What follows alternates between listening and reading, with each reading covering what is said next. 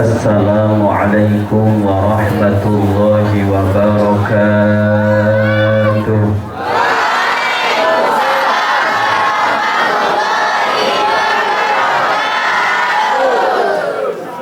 Sing jawab salam tak dungakno mugi-mugi sukses. Assalamualaikum warahmatullahi wabarakatuh.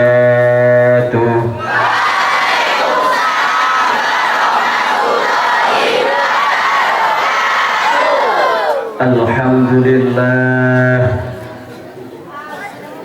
Alhamdulillahilladzi an'ama 'alaina bi ni'matil iman wal islam wa farada 'alaina bit taubati wasilatil arham. Asyhadu an la ilaha illallahul malikul mannan wa asyhadu anna Muhammadan abduhu wa rasuluhu khairil anam. Allahumma salli wa sallim wa barik ala maulana Muhammad wa ala alihi wa ashabihi wa man tabi'ahum bi ihsanin ila yaumil qiyam. Subhanaka la ilma lana illa ma 'allamtana innaka antal alimul hakim. Rabbi shrah li sadri wa yassir li amri wahlul 'uqdatam min lisani yafqahu qawli, amma ba'd. Sa'adatul muhtaramun, para alim, para ulama, para kiai, para masyayikh ingkang boten waget kaula picil setunggal mawi setunggalipun. Sivitas Akademika SMK terbaik Kabupaten Wonosobo bertempat di Kepil. Wakil khusus Roisul Madrasah Bapak Fathur Rahman yang lebih tampan dari saya. Jenggotnya. Yang kami hormati kepada segenap asatidzah, tidak lupa Kiono warung pindah mrene. Enake pengajian ki kaya ngene. Teka disuguhi bali oleh sangu. Yakin nyong ora seneng karo amplop, nyong senenge karo ganjarane. Karo kiai kok ora sopan. Sedaya para santri, putra mawi putri, hadirin hadirat, mustami'in mustami'at, mutajallisin mutajallisat, ngantuin ngantuat, ngeliyin ngeliyat, a'azakumullah. Sedaya kemawon yuyu kakang lele ya wis. Ingkang tansah kita tresnani. Mari kita bersama-sama memanjatkan rasa syukur kehadiran Allah Subhanahu wa taala atas rahmatnya, taufiknya, hidayahnya, inayahnya. Kita diberikan kesempatan untuk memperingati peringatan yakni lahirnya Rasulullah Muhammad. Semoga hadir kita di tempat ini, semoga kumpul kita di tempat ini betul-betul dianggap oleh Rasulullah sebagai bentuk mahabbah kita kepadanya. Amin ya rabbal. Dan semoga kumpul kita di tempat ini semuanya dianggap oleh Allah sebagai bentuk ibadah, sehingga kula sekali panjenengan sedaya pikantuk ilmu ingkang manfaat. Hadirin hadirat, mustami'in mustami'at, a'azzakumullah. Ada beberapa yang sudah ingat saya, tapi banyak yang belum kenal, makanya saya kenalkan. Orang yang tampan di depan saya, di depan Anda semua ini adalah namanya Abdullah Maksum Al-Hafidh Al-Mahfudh Al-Ridwan. Tapi tak terus no deset guyu ke kudu ana alasane. Guyu ora ana alasane. Nama saya Abdullah Maksum Al-Hafidh Al-Mahfudh Al-Ridwan, tapi bukan almarhum. Lebih guyu ngono lho. Guyu ke ana panggonane. Guyu kok ora ana panggonane. Saya asli Surabaya, dari wajahnya kelihatan orang Surabaya.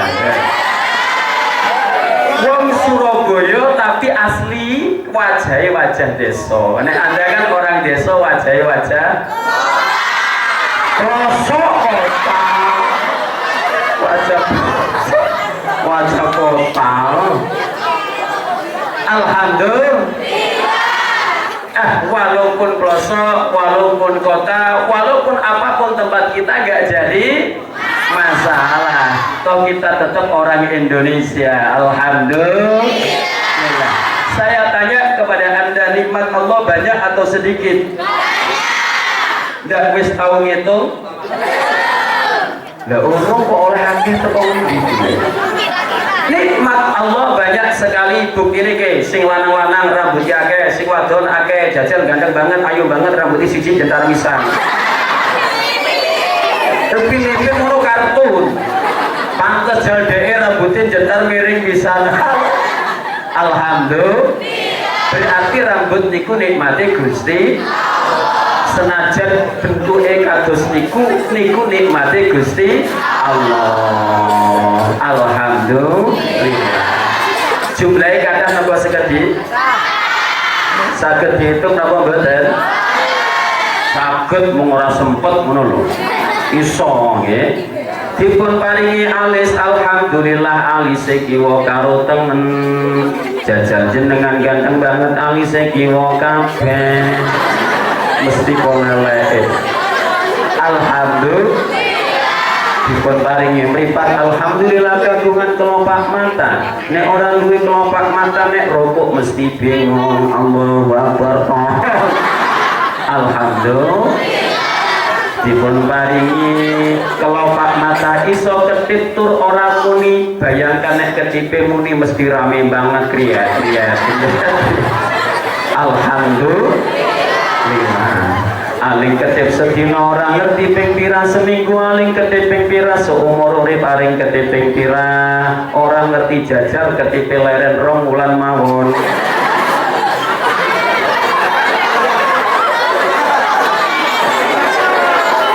Yakin jotor mripate. Berarti ketip mawon rahmate Gusti Allah. Napa malih nunggang sepeda motor banter banget ana krikil.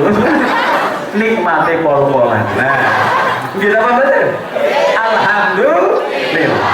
Tak delok-delok duweni mripat ya gede banget ora, cilik banget ora. Gitu apa betul? Catatan semata-mata mripate karo ndase gede ndi?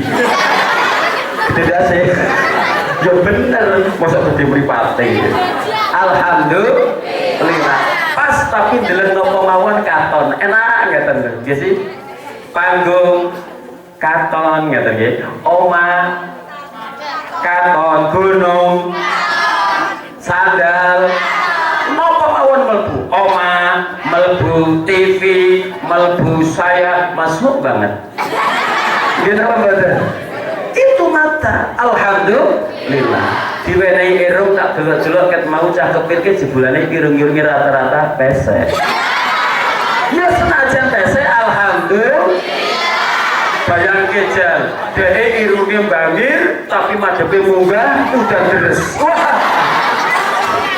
Sing soro. Alhamdulillah. Alhamdulillah. Berarti ya pesek bahwa alhamdulillah. Pesek. Ge. Usah dengan batire wong dhewe ya pesek kok. Mas. Deleng kowe, deleng jajal bayangke dhewe duwe irung bangir. Alhamdulillah diwenehi bolongan lo.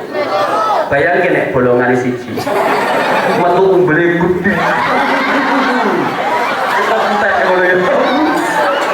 Daun. Alhamdulillah. metu kupile kabeh. Sing soro nggih napa mboten? Alhamdulillah. Sing wadon-wadon, sing lanang-lanang, nek sing lanang-lanang lambene loro napa siji?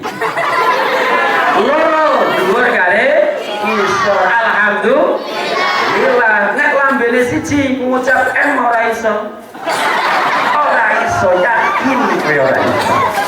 Berarti lambene iku nggih rahmate Gusti Allah. Dilalah diwenehi lambe yang dhuwur karo ngisor ora kiwa karo tengen, nek kiwa karo tengen persis pintu gerbang elek ya.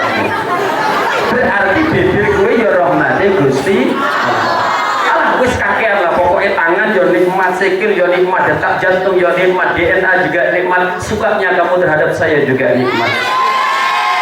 Alhamdulillah.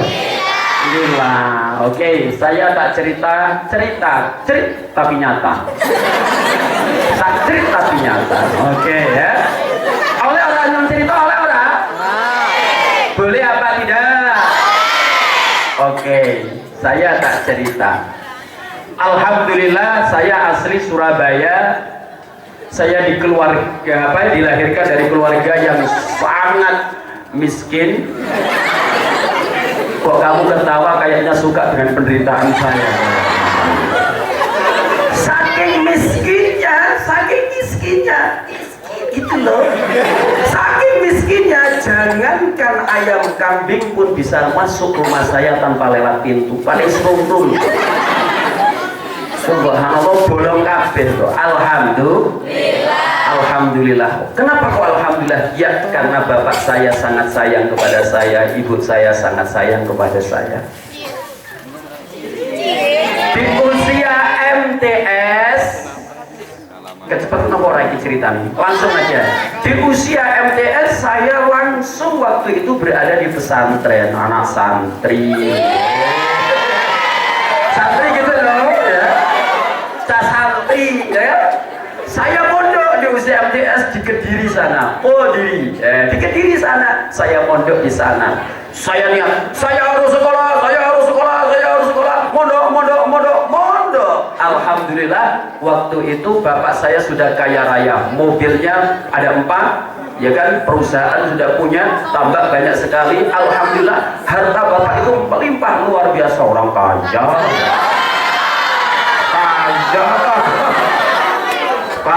Wah, bapak saya kaya luar biasa. Saya terkenal orang yang paling tampan di pesantren. Sering grantisi masalahnya, grantisi. Koncone liya-liyane kirimane 20.000, aku kirimane 250.000. Wah, luar biasa waktu itu. Nah, ini kan cerita. Alhamdulillahirabbil alamin, di kelas 3 bapak saya kerugian luar biasa. Ini kayaknya kalian tertawanya itu lebih ikhlas daripada yang tadi kayaknya. Kalian itu suka dengan penderitaan orang lain kalian ternyata. Saya itu luar biasa mas. Waktu itu bapak saya kerugian miliaran rupiah. Mobil 4 dijual semuanya, rumah dijual, alhamdulillah anaknya tidak. Yakin mas, malah buju. Anaknya tidak dijual. Waktu itu anaknya hanya sedikit, hanya 12. Alhamdulillah. Itu luar biasa itu. Saya senang sekali. Saya kelas 3 MTS di pesantren. Saya berusaha untuk tetap bertahan di pondok. Dalam itikat hati saya nggak boleh pulang, saya harus tetap istiqomah di pesantren. Saya harus selesaikan imriti harus selesai. Panas panana yujirona minariya mudhaiban ujurona. Kapal aja kayaknya mandat kayak gitu toh. Dan subhanallah, itu saya hafalkan waktu itu. Ya Allah, aku kudu rampung. Harus selesai. Betul, di bulan pertama alhamdulillah saya lulus dari derajat yang paling rendah. Saya pernah menjadi derajat yang namanya pengemis. Saya pernah punya derajat sangat rendah, pengemis, persis seperti Anda, pengemis. Ngaku aja, mau kalian berangkat sekolah aja ngemis dulu Pak, saune Pak, wenerongnya murah, pengemis orang duwe sin. Wahai pengemis semuanya,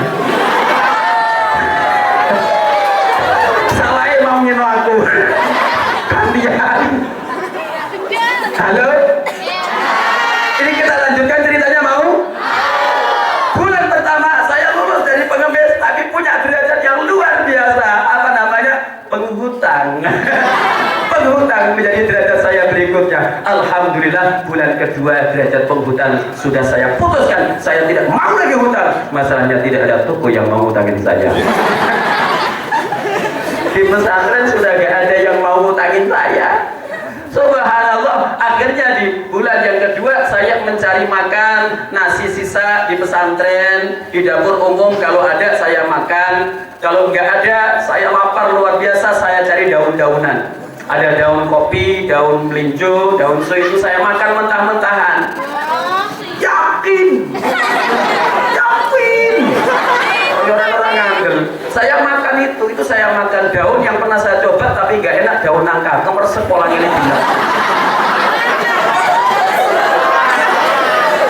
Saya putuskan bulan yang ketiga, saya putuskan untuk keluar dari habitat saya. Saya keluar, akhirnya apa? Saya hutang uang 10.000 kepada Ustadz Nurmudi untuk saya jualan gorengan. Oh mohon maaf, bukan gorengan, yang digoreng. Nah gorengan kan wajar. Ini yang digoreng ya. Saya jualan yang digoreng. Waktu itu ya apa-apa saya jual, alhamdulillah. Wah saya bisa mengembalikan uang yang ada di warung, sudah saya kembalikan semua lunas, alhamdulillah. Dengan usaha saya sudah menjadi pengusaha sejak MTS kelas 3. Pengusaha. Alhamdulillah. Saya tidak putus asa.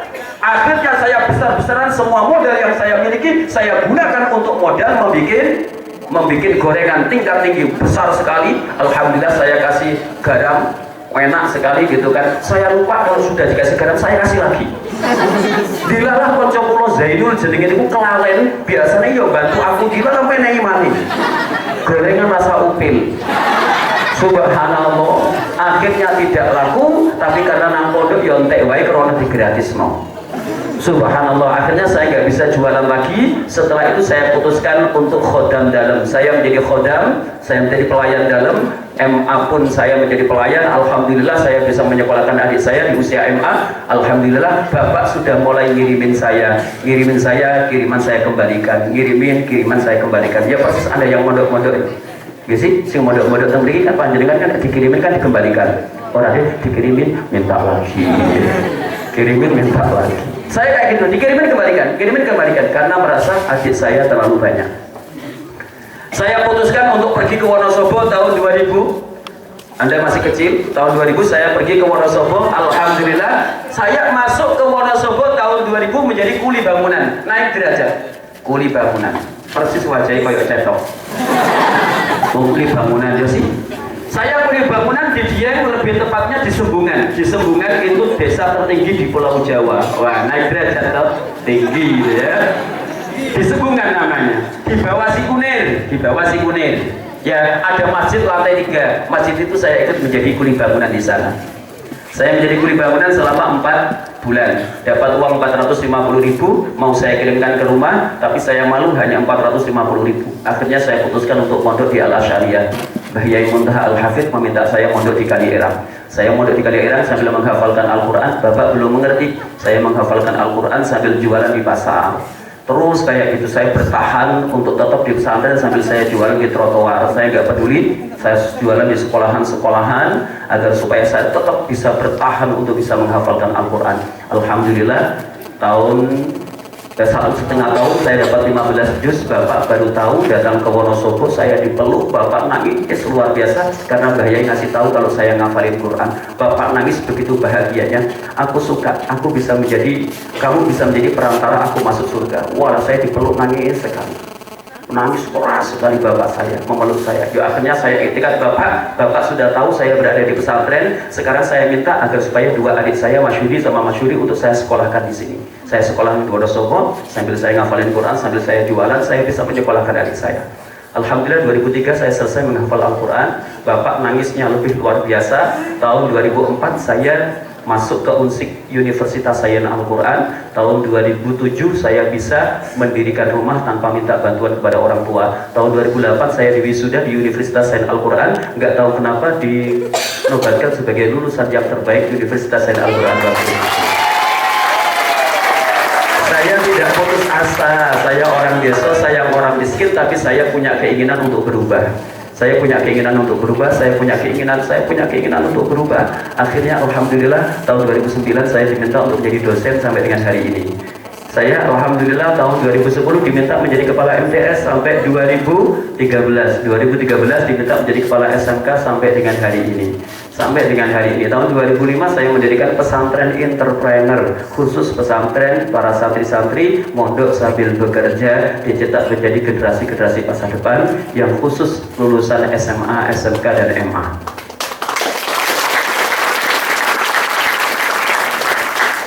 Itu sekelumit tentang saya. Ana urid wa anta turid wallahu yaf'alu ma yurid. Saya punya keinginan, Anda punya keinginan, tapi apapun yang terjadi atas kehendak Allah Subhanahu wa taala. Sudah. Tidak ada yang layak untuk disombongkan. Semoga ini bentuk tahaddusan bin nikmah. Fa nas'alul mannana an yujirana bil abriya mudha'ifan ujurana.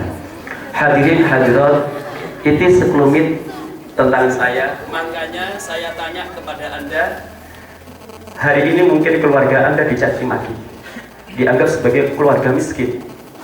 Mungkin Anda bisa dianggap sebagai anak desa yang tidak ada harganya. Tapi bisa jadi kalau Anda punya keinginan untuk berubah, maka 15 tahun yang akan datang, keluarga Anda akan menjadi keluarga yang sangat bahagia, keluarga yang sangat bahagia, dan keluarga yang sangat sukses karena prestasi Anda. Jadi bekerjalah hari ini, bersungguh-sungguhlah hari ini, agar supaya di masa depan kalian akan menjadi orang yang berharga. Itu harapan kita semuanya. Oke? Kedua kalinya rahmatullah wassalamuhu semoga tetap tercurahkan kepada Rasul Agung Muhammad. Ya Rabbi salli ala Muhammad, ya Rabbi salli alaihi wa sallim.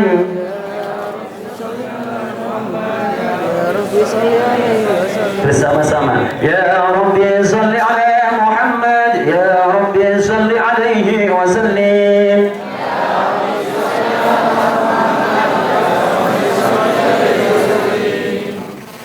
Man shalla alaiya salatan fal malaikatu yusalluna bihi asyran. Sapa wonge sing maca selawat nang Rasulullah ping sepisan, malaikat ndongakno ping 10. Makane yo selawat bareng-bareng. Ya Rabbi sholli ala Muhammad waftah minal khairi kulla mughlaq. Ya Rabbi Ya Rabbi sholli alaihi wa sallim. Saya mau bercerita. Gelem ora tak ceritane maneh? Spesial cerita. Dulu mien ada salah satu pemuda yang sangat tampan. Nah, seperti siapa? Saya. Nah, tampan luar biasa. Saking tampannya dinobatkan sebagai pemuda tertampan di kampung. Nah, alhamdulillah, paling tampan, namanya Syabul Miski. Siapa namanya? Syabul Miski. Ini cerita sesuai dengan apa jiwa-jiwa Anda, makanya di rumah iki ono sinetron. Syabul Miski ini waktu itu lagi lewat-lewat di gang-gang yang ada di desa, tiba-tiba ada satu rumah yang dimiliki oleh wanita yang paling cantik di desa itu. Tiba-tiba wanita itu memanggil si Syabul Miski yang lagi lewat, Mas. Apa? Mbok mriki, Mas. Ono apa? Omah kula niku bolong. Bapak orang nono, ibu orang nono, jaluk bantuan tetangga orang nono. Tolong Mas, kayak dibeneraken. Oh siap. Laki-laki yang tampan ini tadi masuk ke dalam rumah itu. Setelah masuk ke dalam rumah itu dicari, yang lubang tidak ada. Mbak, yang lubang tidak ada. Mas, yang lubang bukan situ, kamar saya sana Mas. Oh, situ toh ya, tidak apa-apa. Masuk ke situ. Wanitanya pun ikut masuk dan dikunci pintunya dari dalam. Klek, klek, klek. Saya tanya, kalau Anda Mas mendapatkan kejadian itu, jawabannya astagfirullahaladzim apa alhamdulillah?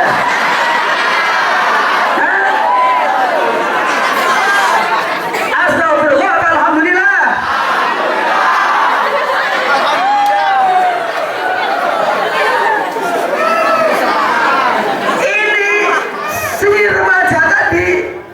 Astagfirullahaladzim. Mbak, ada apa maksudnya? Mas, memang langit-langit rumahku tidak ada yang lobang, tapi hatiku lama lobang karena cintamu.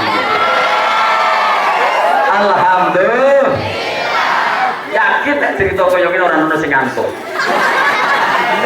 Dengan pengajian sing serius sing ngantuk kok jajal kula maca niki tafsir Jalalain tak waca ngeten niku alah ngantuk kabeh. Sing urip karo sing mati akeh sing mati. Halo. Halo. Boleh saya lanjutkan? Tiba-tiba laki-laki itu menjawab, Mbak, maksudnya apa ini? Ayo mas, kita melakukan eng-ing-eng mas. Jawaban dari laki-laki tadi apa? Ini akhafullah, saya takut kepada Allah. Persis jawaban Anda. Jawaban Anda, ini akhafullah. Apa aku batin? Ini akhafullah, saya takut kepada Allah. Si wanita tadi tetap ngeyel, wis kadung memeti, ibaratnya ayam ya. Ayam ki memeti. Memeti tok. Ya, langsung ayam tadi ayam. Wanita tadi tiba-tiba berteriak, "Mas, kan gak ada tetangga, gak ada bapak, gak ada ibu, sepi mas, gak akan ada yang mengganggu mas." Walaupun tidak ada yang lain, tetap Allah melihat apa yang kita laksanakan. Tidak ada satupun tempat di mana kita bersembunyi dari pandangan Allah Subhanahu wa Ta'ala. Yo nek kaya ngene iki jenenge seneng Rasulullah temenan nek kaya ngono kuwi. Akhirnya wanitanya ngeyel, "Mas, gelem apa ora? Nek gelem tak layani, nek ora gelem saya akan teriak-teriak. Orang-orang akan datang ke tempat ini, Mas akan dimasak, Mas akan mati di tempat ini. Milih enak apa milih mati?"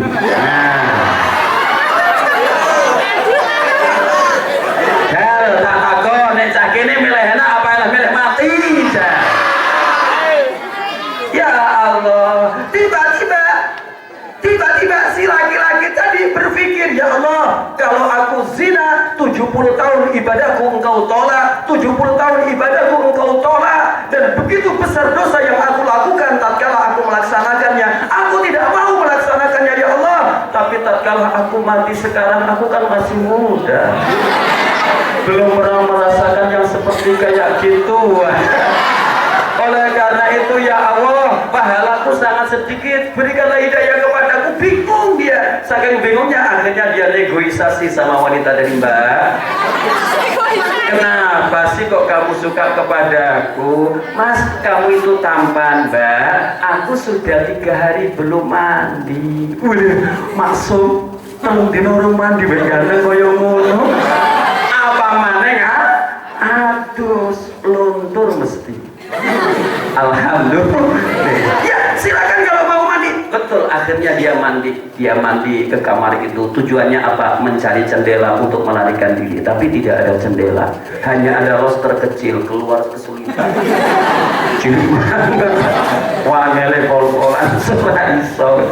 Wis ora iso metu.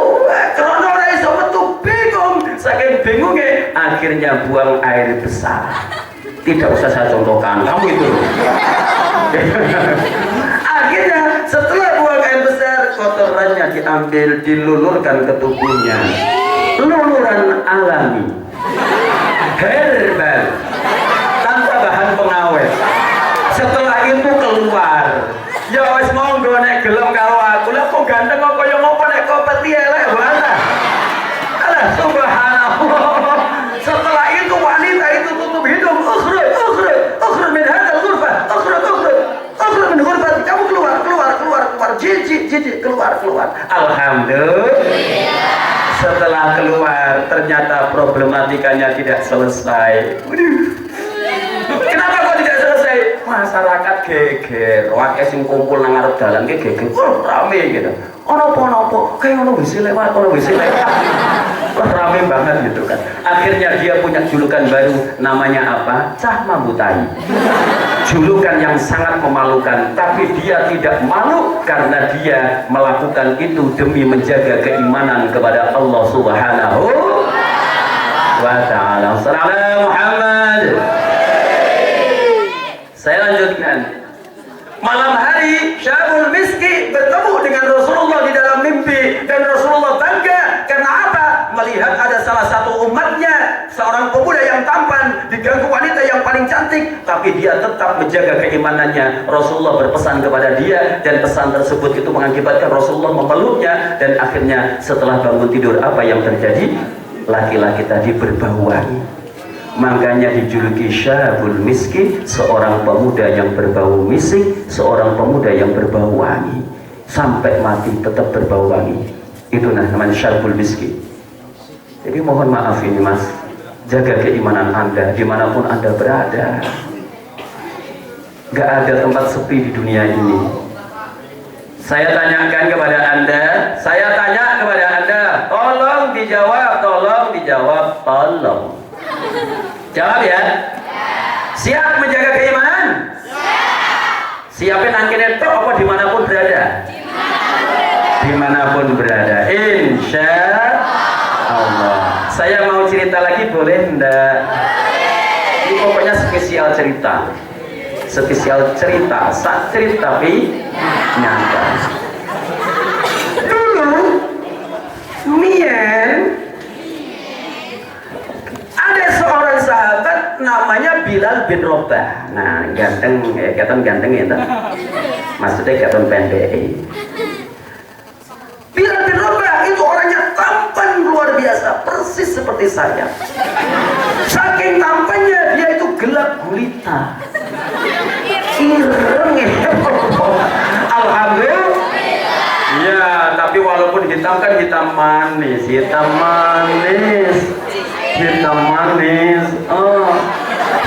manis. Subhanallah, hitam manis. Dia waktu itu masih menjadi budak, mas. Menjadi apa? Budak. Menjadi apa?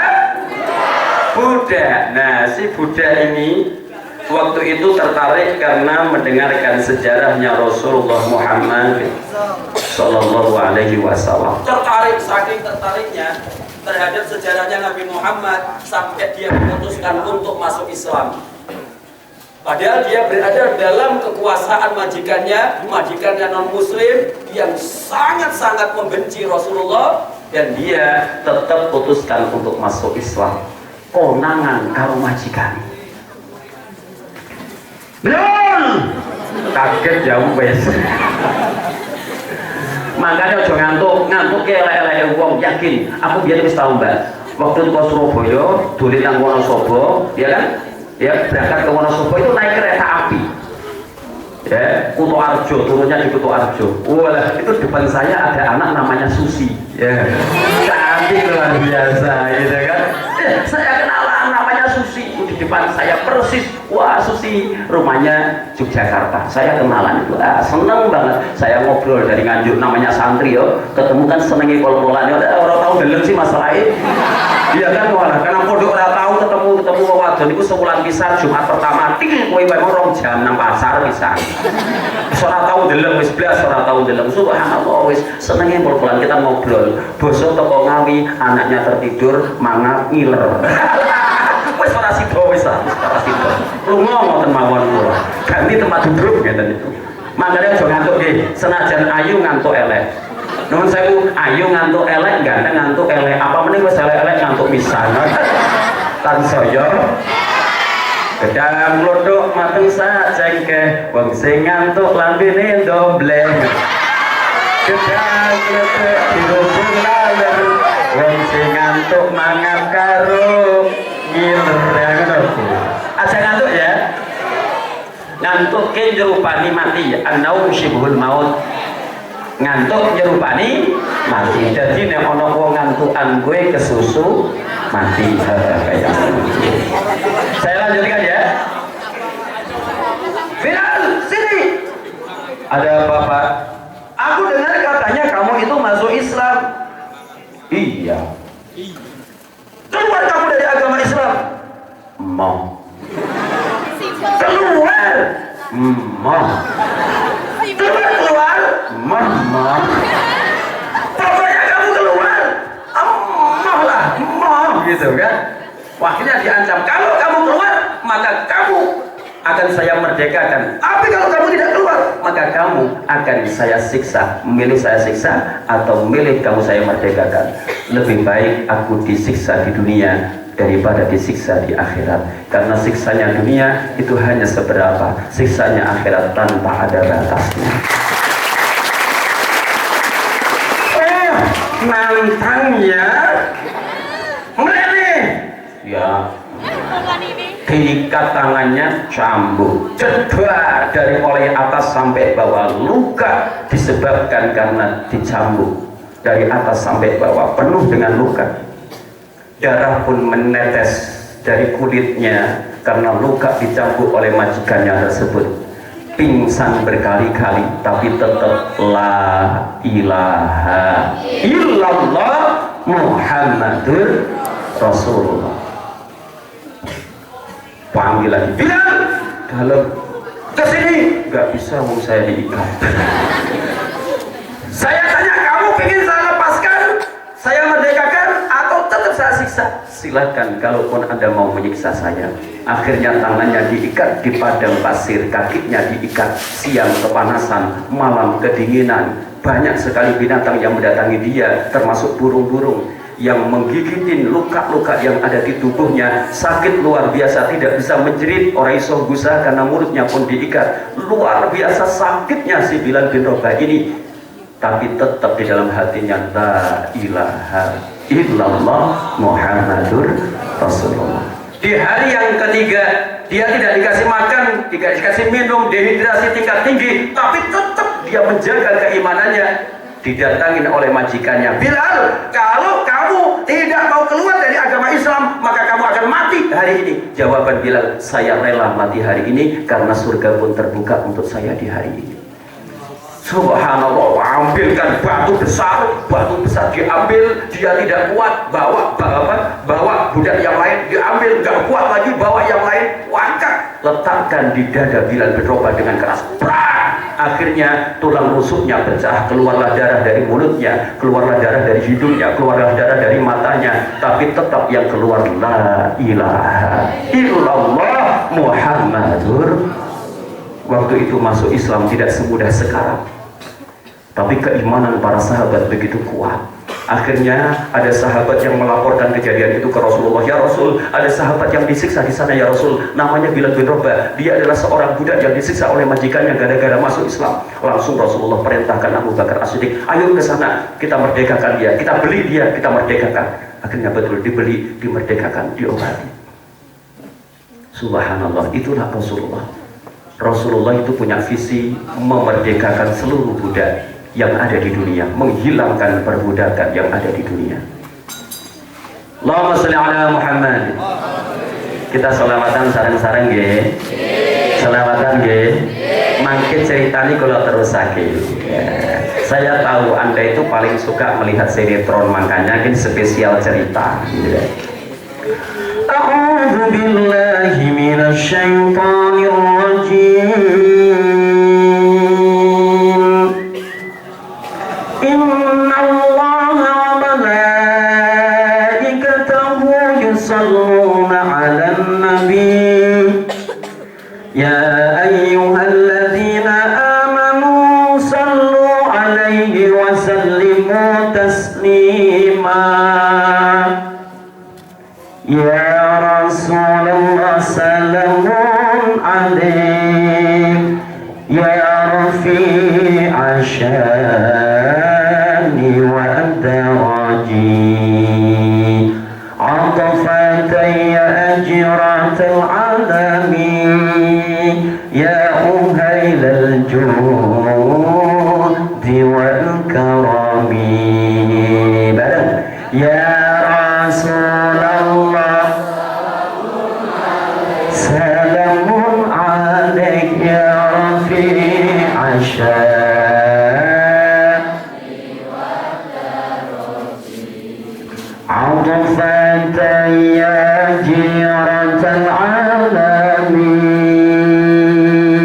Ya uhailal judi.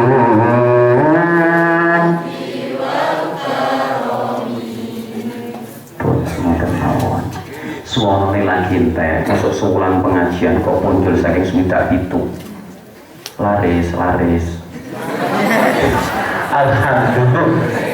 alhamdulillah karena seneng karo nopone ganja lami awas aja pisan-pisan sangun ya. Halo, boleh saya lanjutkan? Kalau mau saya cerita, sungguh saya seumur hidup saya gunakan untuk menceritakan kebaikan Rasulullah, maka seumur hidup saya tidak akan cukup. Sungguh apabila ada seseorang seumur hidupnya hanya digunakan untuk menulis kebaikan Rasulullah, maka seumur hidupnya tidak akan cukup untuk menulis kebaikan Rasulullah Muhammad Sallallahu Alaihi Wasallam. Singkat cerita, jadi nek ono musik pengiringnya gitu kan, soundtracknya gitu, ala deng lumayan banget deh. Suatu ketika Rasulullah lagi jalan-jalan di pojok kota Madinah. Di mana? Pojok kota Madinah. Di pojok kota Madinah ada laki-laki tua, bajunya compang-camping, dia buta tidak bisa melihat, pidato di atas batu. Orang-orang waktu temenan aja. Orang-orang, jangan percaya sama Muhammad. Muhammad itu penipu, pembohong, tukang sihir. Pas Nabi Muhammad lewat di situ dengan para sahabat-sahabat yang lain, Nabi Muhammad tidak sedikit pun menjadikan wajahnya cemberut, menjadikan wajahnya musam, tapi tetap tersenyum. Tapi para sahabat yang tahu ini Nabi Muhammad seorang pemimpin para nabi, pemimpin para rasul, bahkan dia adalah pemimpin negara, dicaci maki oleh orang hina seperti itu. Sahabat marah, berangkat sama Rasulullah, ditahan. Jangan. Orang buta itu totok pidato. Jangan percaya sama Muhammad. Muhammad itu penipu, tukang sihir, nyungle. Tolong dina Ramadan, kasih makan saya. Itu kan Rasulullah pun pulang, ambil makanan, dibawa ke situ sama Rasulullah. Sahabat pun melihatnya tidak tega. Orang yang mencaci Rasulullah tapi kok malah dibawakan makanan. Didatangi, duduk di sampingnya. Bapak, kenapa kok Bapak belum makan? Saya sudah lama tidak pernah dikasih makan oleh anak, istri. Bapak ibu saya tidak pernah peduli sama saya. Oh gitu, dibersihkan tubuhnya, diajak ngobrol, diajak bergurau. Enak gitu ya. Rasulullah ngajak bahkan dibersihkan tubuhnya. Bapak, berkenankah saya menyuapi Bapak? Akhirnya disuapin sama Rasulullah, ibarat ibu menyuapin anaknya. Setelah disuapin, beberapa sahabat meneteskan air mata melihat kejadian itu, karena kagum sama akhlak Rasulullah Muhammad Sallallahu Alaihi Wasallam. Ya fulan, siapa namamu ya fulan? Kok bagus sekali akhlakmu. Kamu memperlakukan aku sebagaimana ibuku, sebagaimana bapakku. Padahal ibu dan bapakku pun belum pernah memperlakukan aku seperti ini. Anakku pun gak pernah memperlakukan aku seperti ini. Siapa? Namamu siapa? Akhirnya Rasulullah menjawab, Ana ibni Abdillah, saya putranya Abdullah. Tidak menjawab saya Muhammad karena khawatir menyinggung perasaannya. Ana ibni Abdillah, kulo niki putranya Abdullah. Oh, ibni Abdillah. Ini ya, ibni Abdillah, kamu anak yang bagus, anak yang baik. Aku pesan sama kamu, jangan percaya Muhammad. Muhammad yang penipu, pembohong, tukang sihir. Walah, semua para sahabat marah luar biasa. Rasulullah malah tersenyum. Rasulullah malah tersenyum, mengelus dirinya. Dan hari besok dilakukan lagi, hari besok dilakukan lagi, hari besoknya dilakukan lagi. Hampir setiap sore Rasulullah menyuapin dia, dan hampir setiap sore Rasulullah pun membersihkan dan mengajak ngobrol orang itu sebagaimana saudara mengajak ngobrol saudaranya. Nikmat sekali. Karena itulah banyak orang kafir yang terkagum-kagum dengan akhlak Rasulullah yang akhirnya masuk Islam. Harusnya Islam itu seperti itu, santun Kang. Nduk ning Gus, ngoten kudune. Aja malah ngebom kaya anak. Apa kue? Halo. Halo. Akhirnya ketika waktu Rasulullah gerah, tidak lagi ada yang melanjutkan kegiatan itu. Waktu Rasulullah gerah, Rasulullah mengumpulkan ahlu sufa. Ahlu sufa dikumpulkan, termasuk beberapa sahabat yang biasa duduk di ahlu sufa, biasa tidur di situ, dikumpulkan semuanya. Setelah sudah kumpul, Rasulullah berkata kepada semuanya, aku rindu, aku rindu, aku rindu. Rindu kali sinten ya Rasulullah? Rindu sama saudaraku. Siapa ya Rasulullah? Saudara panjenengan. Bukannya kami semuanya ini adalah saudara panjenengan ya Rasulullah? Orang saudaraku adalah mereka tidak pernah melihat aku, tidak pernah ketemu dengan aku, tapi dia mengikuti perintahku, dia menjalankan perintahku, dia mencintai aku sebagaimana kalian mencintai aku. Itulah orang yang aku rindukan. Berarti kalau melihat ini, Anda semuanya yang memperingati Maulidun Nabi, Anda semuanya yang kumpul di tempat ini, termasuk orang yang dirindukan oleh Rasulullah Muhammad Sallallahu Alaihi Wasallam. Sallallahu Alaihi Muhammad. Para sahabat, siapapun yang merasa saya hutangin, pernah saya hutangin, sampaikan ke saya mau mengkodoknya hari ini, saya mau melunasi hari ini. Siapa yang pernah saya hutangin, sampaikan. Ada salah satu sahabat agak duduk paling belakang, berdiri, namanya Ukatha. Ya Rasulullah, pengapunten ya Rasulullah, apa ini bisa dihitung sebagai hutang ya Rasulullah kepada saya? Oh Ukatha, ada apa Ukatha? Ada apa? Gini Rasulullah, waktu itu Rasulullah naik kuda, saya kejar, tapi Rasulullah membawa tongkat itu mengenai diriku ya Rasulullah. Apakah itu hutang ya Rasulullah? Kalau hutang maka aku ingin membalasnya hari ini ya Rasulullah. Sahabat berdiri, termasuk Abu Bakar As-Siddiq, termasuk Umar yang paling galak. Ora sopan, gitu kan? Kamu, udah gitu kan? Rasulullah lagi gerak, Rasulullah lagi sakit, masa kamu mau membalasnya hari ini? Rasulullah tersenyum, bilang sama Umar, sama sahabat yang lain yang berdiri marah sama Ukasa, ini saya yang bersalah, iya, ini termasuk hutang. Biarkan Ukasa memukul saya. Subhanallah. Akhirnya betul Ukasa, ya Rasulullah, apakah diizinkan? Apakah ini termasuk hutang? Iya, itu termasuk hutang. Silahkan kalau kamu berkenan untuk berkehendak untuk memukul saya, silahkan dipukul ya Ukasa. Sana ambil tongkat. Wah, Abu Bakar berhenti berdiri itu. Jangan pukul Rasulullah. Kalau kamu pukul Rasulullah, saya akan memukulmu beberapa kali lipat, gitu kan. Biarkan Abu Bakar, karena memang saya waktu itu tidak sengaja memukul dada dia. Saya masih teringat kejadian itu. Wah, ambil tongkat gede kan.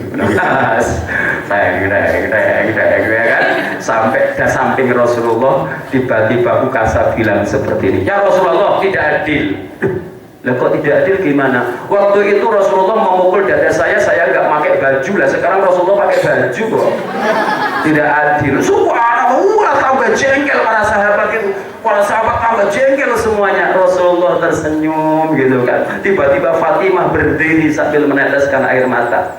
Paman, jangan tega terhadap bapakku. Aku Fatimah, putrinya. Darah Rasulullah menetes kepada darahku. Silahkan ya Rasulullah, silahkan pukullah saya, jangan engkau pukul, jangan engkau pukul, jangan engkau pukul ayahku, jangan engkau pukul ayahku, pukul saja saya. Tapi Rasulullah bilang, keadilan harus diterapkan kepada siapapun, termasuk kepada diriku, wahai Fatimah. Biarkan Fatimah. Jadi kalau Anda nanti jadi pemimpin, jadilah pemimpin yang seperti itu. Biarkan Fatimah, biarkan saya. Akhirnya betul Rasulullah membuka bajunya. Tiba-tiba Ukasa melepaskan tongkatnya, menangis, memeluk dada Rasulullah. Ya Rasul, aku waktu itu mengejarmu untuk bisa memegang kakimu. Aku mengejarmu waktu itu untuk bisa memegang kakimu. Aku tidak pernah berhasil bersentuhan dengan kulitmu. Hari ini aku pengen bersentuhan kulit denganmu, mana mungkin. Aku memukulmu, mana mungkin. Aku tahu Islam karena dirimu. Aku tahu kebenaran karena dirimu. Aku tahu semuanya karena hidayah yang diberikan oleh Allah melalui petunjukmu. Subhanahu wa ta'ala. Allah Subhanahu Subhanahu wa ta'ala memberikan hidayah kepadaku karena engkau memberitahu kepada diriku. Itu yang dilakukan oleh Ukasha. Akhirnya seluruh para sahabat pun terdiam. Ukasha, apakah engkau mengikhlaskan aku? Sudah aku ikhlaskan sejak pertama ya Rasulullah, karena aku tahu engkau tidak sengaja memukulku. Itulah sahabatnya Rasulullah kepada Rasulullah. Akhirnya pada waktu Rasulullah wafat, kota Madinah menjadi sunyi, isinya hanya orang-orang yang menangis. Tahu masjid Rasulullah meneteskan air mata, sahabat-sahabat ini mendengarkan azan Allahu Akbar, Allahu Akbar. Subhanallah, hampir semuanya meneteskan air mata, tidak kuat teringat terhadap Rasulullah Muhammad Sallallahu Alaihi Wasallam. Karena tidak kuat menahan tangisan. Salah satu yang tidak kuat menahan tangisan, teringat kepada Rasulullah adalah Bilal bin Rabah. Sampai-sampai Bilal bin Rabah, jangankan mengumandangkan azan, mendengarkan azan pun Bilal tidak kuat, sehingga dia putuskan untuk tidak lagi azan. Dia putuskan untuk tidak lagi azan. Saking tidak kuatnya Bilal bin Rabah melihat Masjid Nabawi, melihat dalam Rasulullah, melihat apapun yang dinisbatkan kepada Rasulullah Muhammad SAW. Akhirnya dia putuskan untuk pergi ke Syam. Pergi di Syam beberapa tahun. Akhirnya bermimpi ketemu Rasulullah, diminta untuk datang ke Madinah. Akhirnya bangun tidur langsung ke Madinah. Sampai di Masjidin Nabawi, dia bersama-sama di tempat itu, diikuti para sahabat yang lain yang kangen sama Bilal bin Rabah, diikuti bersama-sama di makamnya Rasulullah Muhammad SAW. Alhamdulillah, saya sudah pernah ke sana beberapa kali. Alhamdulillah, saya doakan semoga yang duduk di tempat ini pernah ziarah ke makamnya Rasulullah Muhammad SAW sebelum kita diambil nyawanya oleh Allah Subhanahu wa ta'ala. Amin ya rabbal alamin. Didatangilah oleh Utsman bin Affan. Mas Bilal, saya minta engkau azan. Tidak, azanku hanya untuk Rasulullah. Karena apa? Tatkala Bilal itu azan, mesti Rasulullah sudah di mihrab, mesti sudah berada di Raudhah, mesti berada di situ sudah. Rasulullah sudah berada di situ. Azan paman, kami kangen sama azan paman. Akhirnya datanglah Hasan sama Husain sekitar Nabi, gitu ya, cucunya Rasulullah. Paman, azan paman. Kalau paman azan saya suka, kita semuanya suka, dan Rasulullah pasti suka. Apakah paman tidak suka melihat Rasulullah itu suka dengan azan? Paman, azan paman, azan paman, azan. Akhirnya dia pun naik ke mimbar. Baru naik ke mimbar, para sahabat yang sudah berada di dalamnya, di dalam masjid itu meneteskan air mata. Baru naik ke panggung, mulai azan.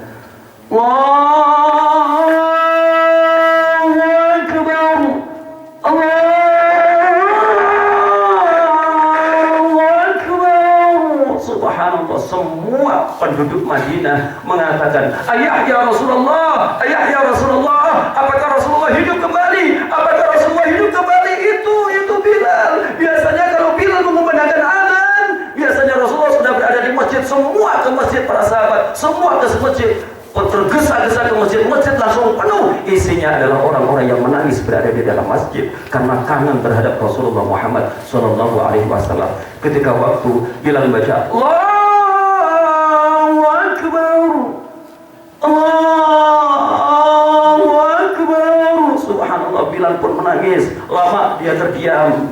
Serambi pun menjadi penuh, luar pun menjadi penuh, isinya orang-orang yang sangat-sangat rindu kepada Rasulullah. Seluruhnya meneteskan air mata, termasuk Bilal bin Rabah. Tidak kuat berada di tempat itu, yang akhirnya ketika waktu membaca Asyhadu anna Muhammad, langsung Bilal pun pingsan, disusul para sahabat yang lain ikut pingsan. Saya yakin Mbak Mas, kalau Anda hidup di zaman Rasulullah, Anda tidak akan pernah punya idola selain Rasulullah.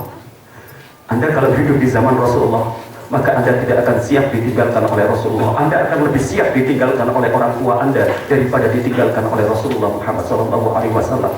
Karena Rasulullah kecintaannya kepada makhluknya, kepada umatnya, mohon maaf salah, ya, kepada umatnya. Ingat, jangan sampai kita menganggap Rasulullah terlalu berlebihan, ya. Tapi ingat, Rasulullah adalah manusia biasa, manusia biasa. Basyarun tapi la kal basyar, tidak sebagaimana kebanyakan manusia. Jangan sampai mengkultuskan Nabi Muhammad SAW. Tapi ingat, tetap Nabi Muhammad adalah makhluk.